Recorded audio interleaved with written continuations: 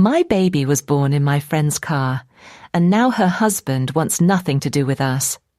This was supposed to be one of the happiest times in my life, but instead I found myself grappling with a fractured friendship and unresolved guilt. It all began on a chilly, overcast morning, the kind where the sky seems to hang low, heavy with unshed rain. I was 9 months pregnant, feeling the weight of the world in more ways than one. My wife and I had meticulously planned everything. We had our route to the hospital mapped out, bags packed, and a birthing playlist ready. But as life often does, it threw a curveball right when we least expected it. The contractions began unexpectedly early that morning, sharp and insistent, like a persistent knock on a door you're not ready to answer. We quickly realized the hospital might be too far a reach, given the urgency of the situation. In a panic, my wife called our closest friend, Alice. She lived nearby and could get us there in time, or so we thought. I remember the frantic energy in the air as Alice's car pulled up to our driveway, the engine still humming when I clambered in, trying to find a comfortable position, which was, at that moment, an impossible task. Alice was calm, or at least she pretended to be. Her voice was steady, reassuring, as she navigated the streets with a precision that belied the chaos of the moment. I was grateful for her presence, the familiar scent of her car mingling with my anxiety and the antiseptic tang of the hospital bags at my feet. But, as fate would have it, my baby decided that she was ready to meet the world right there in the back seat of Alice's car. The realization hit me like a tidal wave, and I could feel the panic bubbling up beneath the surface. My wife, a steady rock beside me, held my hand, her words a soothing balm against the rising tide of fear. "Just breathe," she whispered, her voice like a lifeline in the storm. "We're almost there." But we weren't almost there. The hospital was still miles away, and my body had its own timeline. It's funny how, in the most intense moments, time seems to stretch and contract in strange ways. Seconds felt like hours as I felt the pressure and urgency building, an unstoppable force that demanded attention. Alice's voice crackled through the tension, an anchor in the chaos. "We're going to pull over," she said, her tone resolute. "We need to do this here." And so, there we were, on the side of a nondescript road, the world rushing by, oblivious to the miracle and madness unfolding in that cramped space. My baby was born there, with Alice and my wife by my side, each of us playing our part in a scene that felt surreal and raw. The relief was immediate and overwhelming, and for a moment the world was reduced to nothing more than the soft cries of my newborn, the warmth of her small body against mine, and the steady presence of my wife and Alice. But once the adrenaline faded, reality set in. Alice's car bore the brunt of our impromptu delivery room, and the implications of what had transpired began to unravel like a thread in a tightly woven tapestry. I reached out to Alice as soon as I could, my apologies fumbling and inadequate. But it wasn't Alice who bore the brunt of the repercussions. It was her husband. He was furious, his anger a palpable thing that hung between us like an unspoken accusation. I understood his frustration. His car was more than just a mode of transport. It was his pride and joy, and now it bore the scars of an event he had no part in. In those early days after the birth, communication was fraught with tension. My messages, intended to bridge the gap, seemed to widen it instead. I was so caught up in the whirlwind of new motherhood that perhaps I didn't convey the depth of my remorse as clearly as I should have. His anger fueled Alice's, and soon the silence between us grew, a chasm that seemed insurmountable. Weeks passed, and our lives settled into a new rhythm. But the absence of Alice and the shadow of her husband's disapproval lingered like a spectre. I found solace in my wife's unwavering support and the sweet, innocent presence of our daughter. But a part of me ached for the friendship that had once been a cornerstone of my life.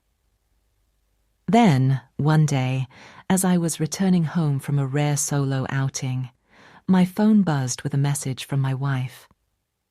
Alice was at our house, unexpected and unannounced, a ghost from a past that felt both distant and immediate. My heart raced as I pulled into the driveway, a mix of hope and dread knotting in my stomach. I entered the house to find Alice sitting at our kitchen table, her expression a mirror of my own apprehension and longing. The sight of her was like a balm to an unspoken wound, and as our eyes met, the floodgates opened. Tears flowed freely, a torrent of emotion that washed away the accumulated debris of misunderstandings and hurt. "I'm so sorry," we both said, the words tumbling over each other in their urgency to be heard. We talked for hours, unraveling the tangled threads of our shared experience. Alice confessed that she wasn't truly angry with me. It was the situation that had overwhelmed her.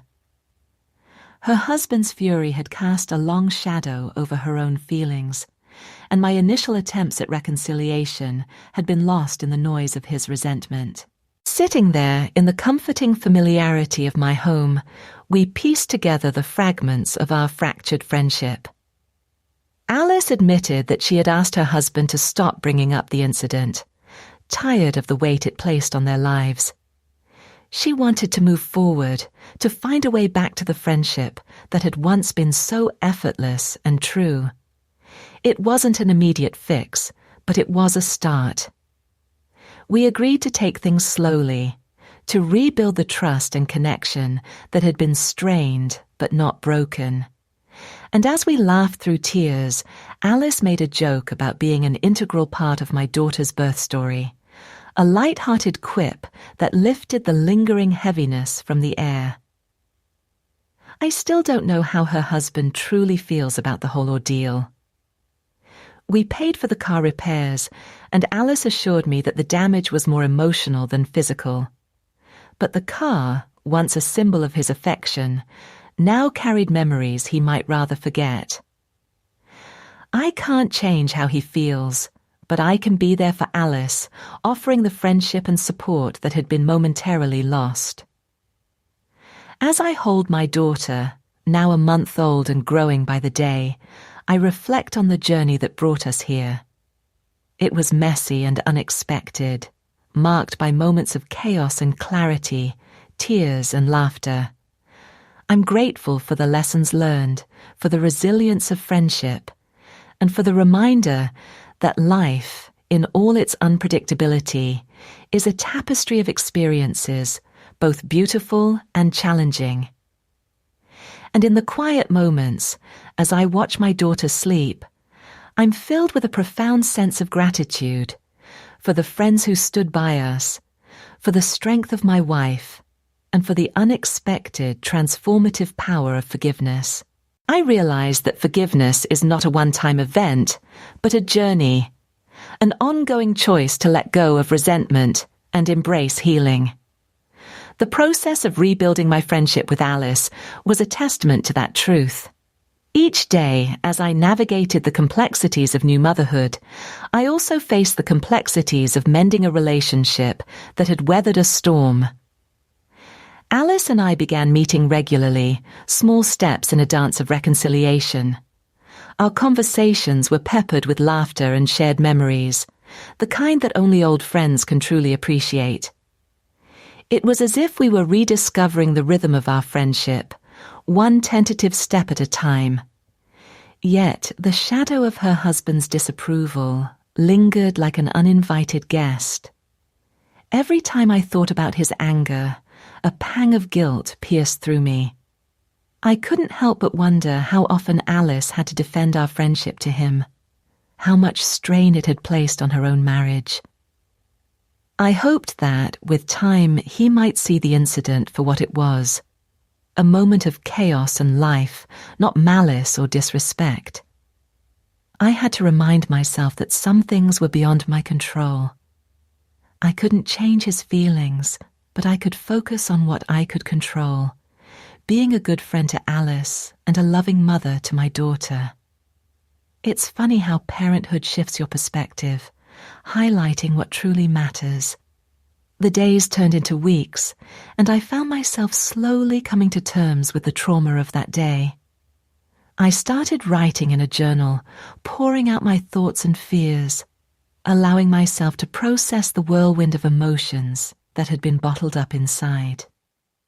It was a cathartic release, a way to make sense of the chaos that had marked the beginning of my daughter's life.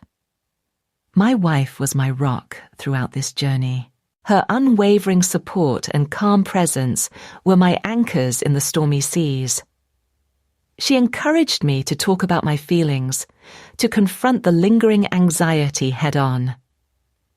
Together, we created a safe space, a haven where I could explore the depths of my emotions without fear of judgment.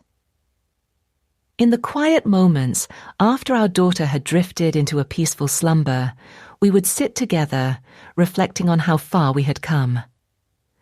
The memories of that day, once sharp and painful, began to soften, taking on the gentle hues of nostalgia. We marveled at the miracle of life, at the strength of our bond, and at the unexpected beauty that had emerged from the chaos. Alice's visits became more frequent, her laughter a welcome sound in our home. She was healing too, finding her own way through the complexities of the situation. Our friendship, though altered, was stronger for the trials it had endured. We learned to cherish the moments of joy and to support each other through the challenges. Her husband remained a distant figure. His presence felt more in absence than in interaction. I respected his boundaries, understanding that healing looks different for everyone. I hoped that, in time, he might see the value of the friendship that had withstood the test of adversity. Life continued its relentless march forward, each day bringing new milestones and memories. Our daughter, with her wide-eyed wonder and infectious giggles, was a constant reminder of the beauty and the unexpected. She was growing, changing, and with her growth, so did my understanding of forgiveness and resilience. As the first hints of spring painted the world in vibrant colors, I felt a renewed sense of optimism. The world around me was waking up from its winter slumber, and with it, I too felt a thawing of the heart. I decided to reach out to Alice's husband, extending an olive branch in the form of a heartfelt letter. It was a way to express my gratitude, my apologies, and my hope for understanding. I didn't know if it would change anything, but it was important for me to try, to take one more step toward healing.